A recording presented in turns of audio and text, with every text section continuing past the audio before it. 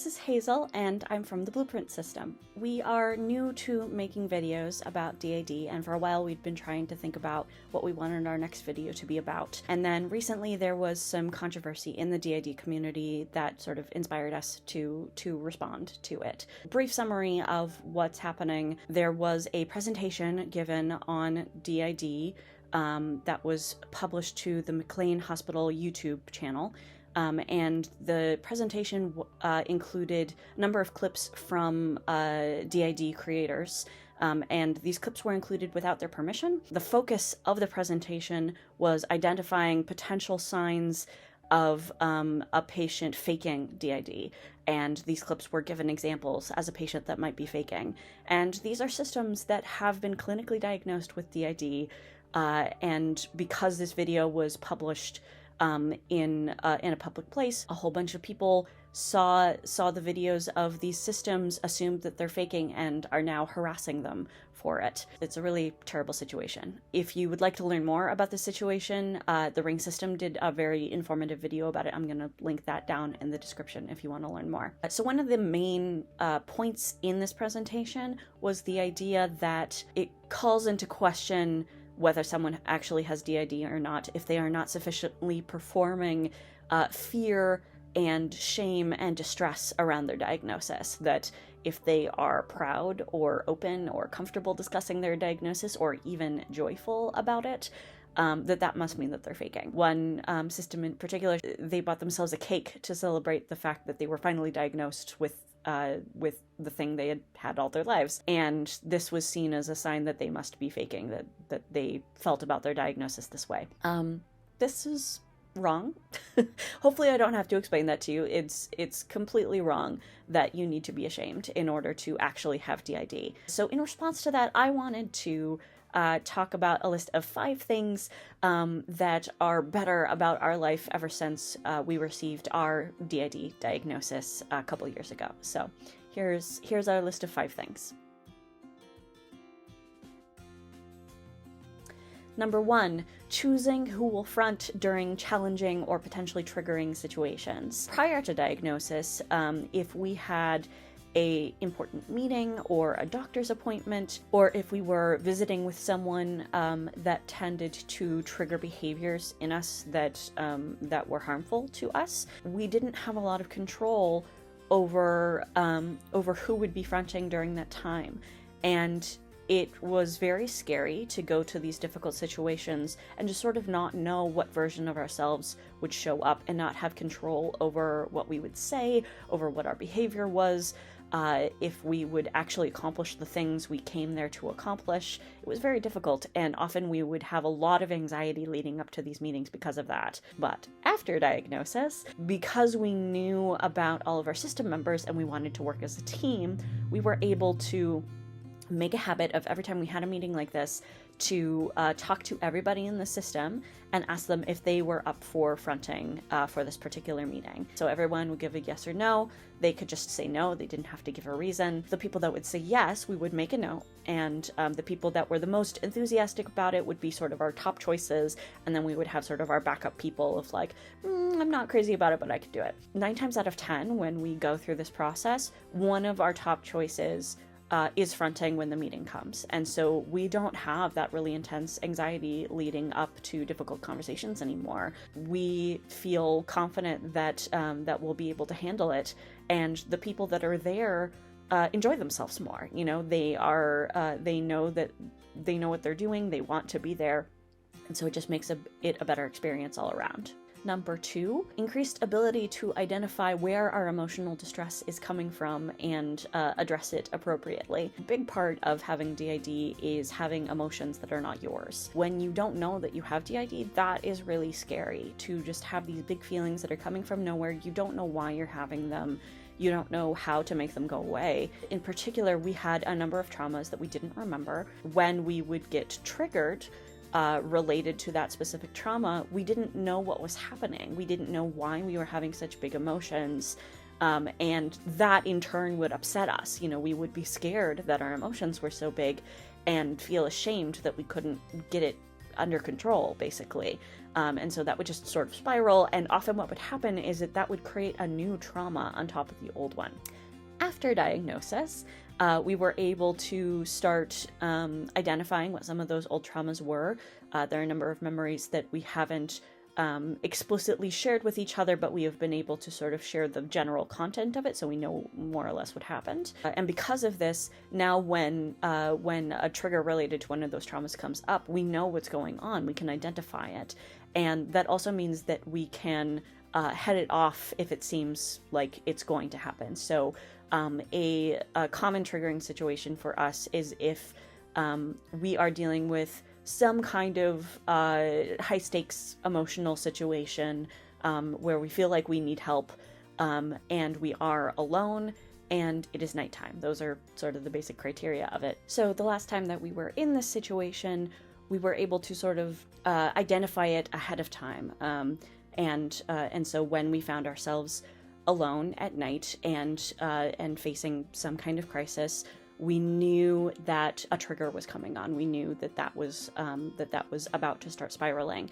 And so we were able to reach out to a friend for help and have her ground us and give us advice about the problem that we were facing. That really stopped the trigger in its tracks and meant that we could reground in the present, and we managed to not create a new trauma that night.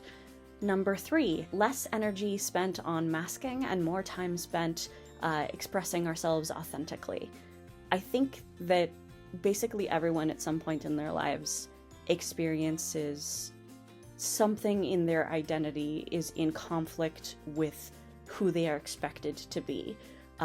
Whether those expectations are coming from your parents or your employer or your community, there is something where there's this external voice that is saying you shouldn't be that, and you are, and that it's very normal to push that down. It's very normal to hide the fact that you are that way. For us, for having DID, we were pushing down the fact that we had multiple identities. We were trying to pretend to be a single unified identity because we had this shame around the way that our identity would shift suddenly, and the lack of control in how much variety it had.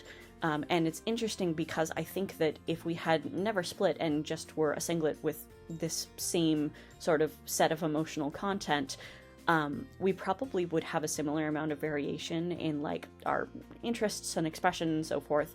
But because we didn't have control over that, because it felt like this scary thing that was happening to us rather than a thing that we were deciding to do, we shut down the variation more than we probably would have if we were a singlet, and we needed to be more unified, acting just like one person. Doing that takes a lot of energy. It's called masking when you're sort of presenting externally to that your brain works in a certain way when it actually does not. And it was just very tiring to have to pretend to be something that we were not for so long. After the diagnosis, not only did we not have to do that anymore, but we also got to authentically express ourselves as different individuals for the first time. There is something really amazing about having an alter, be able to openly say to other people, this is who I am, this is what my name is, this is what I enjoy, this is how I'm different from everybody else in the system, and to not have to hide that there's something really joyful and freeing about that. And the fact that we got to experience that over and over again after our diagnosis, once we were meeting all of our system members and they were introducing themselves, and then we came out publicly as plural, and so we didn't have to hide it from our community. That was a really, really amazing experience for us to have. That also means that now we express ourselves in a larger range of ways. So now we own more masculine clothing for the men and boys and non-binary people in our system. We own a bunch of stuffed animals and coloring books for our littles. And just being able to be who we are in the moment. So if someone's fronting and they're not super talkative, to not feel like they have to push themselves to be talkative, that our friends know that we're going to be different at different times, and they're totally fine with that. They're ready to meet us where we are. That's a big relief to not have to perform that way for them anymore. And so really, it's just 10 times better to be able to be open about the fact that we're plural and not pretend to be something that we're not. Number 4, mending old wounds within the system and achieving a new level of healing as a result. So when you have multiple identities in the same head, it's a little bit like having a whole bunch of roommates, and the more roommates you have, the more likely you're going to run into conflicts sometime. Prior to our diagnosis, when these conflicts would come up, there wasn't really any way to consciously address them. It was just sort of chance if the individuals involved would be able to address it on their own. And a lot of time they couldn't. If there was trauma involved, a lot of the time people would lash out because they were scared or they were feeling defensive, and they didn't have the tools to address that on their own without someone else helping them. But after diagnosis, we were able to be more conscious of not only who was in the system, but what their history was, and any conflicts that they might have had, and be able to start mending those wounds. There were conversations that we would facilitate, and apologies were exchanged, and really there was a type of resolution that just would not have been possible prior to our diagnosis. That has led to a lot more peace and everyone feeling like they can count on the system as a team, that they can collaborate with us and trust us to support them when they're having a hard time. Number 5, helping other systems understand themselves. Prior to our diagnosis, we primarily did written content, which we still do on our blog, Yop. And one of the big things that we focused on was helping people understand themselves. And we did this because we have a specific knack for describing intangible concepts using written words. After the diagnosis, we realized that we had this whole new subject that we could educate people about, that we had the skill set to be able to explain in a way that people would understand. All we needed was the information. We just needed to do the research about DID and to learn about how other people's systems work and learn more about how our system worked in order to write about those experiences and publish that. So that there could be a greater awareness of this disorder and everything that's involved in it. And since we started doing that, since we started publishing articles about DID, we have had so many people contact us and say, thank you so much for talking about this. I have learned so much from you. There have been people who they realized that they were a system after reading our articles. There are people who have gained a much higher level of understanding for a family member or a friend who was diagnosed with DID. And there's also a lot of systems that felt like the way that we described our own system and how we sort of made sense of what was going on in our own head had really helped them make sense in their own minds, which is just really our top goal. And so it's really amazing that we get to do this work and to teach people about DID and have such a clearly positive impact on people because we are open about that. DID is a difficult illness. It does cause a lot of emotional pain. It's caused by trauma.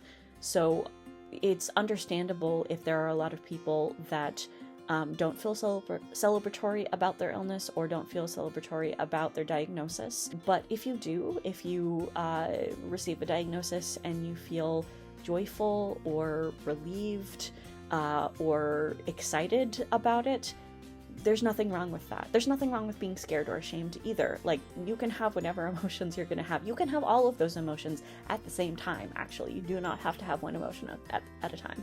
But if you are on the more positive side of things, of your response to your diagnosis, there is nothing wrong with you. That is not a bad response to have. It's a wonderful response to have. I am so glad that there are so many systems out there that are speaking their truth and that are being visible so that newly diagnosed systems don't have to feel ashamed. That doesn't have to be a requirement, and if anything, we should be interested in eliminating that. We should be interested in helping people feel like they belong and like they don't have to be scared for their safety because they have this illness. We've been through enough already. We don't need more. If you're interested in getting involved in the situation that I mentioned at the beginning of this video, there is a petition to the organizations involved to take down the video in any of the places that it's still listed, to issue apologies to the creators and to the DID community in general, and also to enact some concrete steps to ensure that something like this never happens again. So if you're interested in getting involved, you can click that link in the description and sign that petition, and hopefully that accomplishes some concrete change. We are a new channel, so it makes a really big difference to like, subscribe, and leave a comment down below. We would love it if you would do that. I'm not sure how often we're going to be making videos, but it will probably be able to be more often now that we actually have the setup for it. So we would love to hear from you in the comments if this video helped you in some way, and I think that's everything. So hope you have a wonderful day, and I'll see you next time.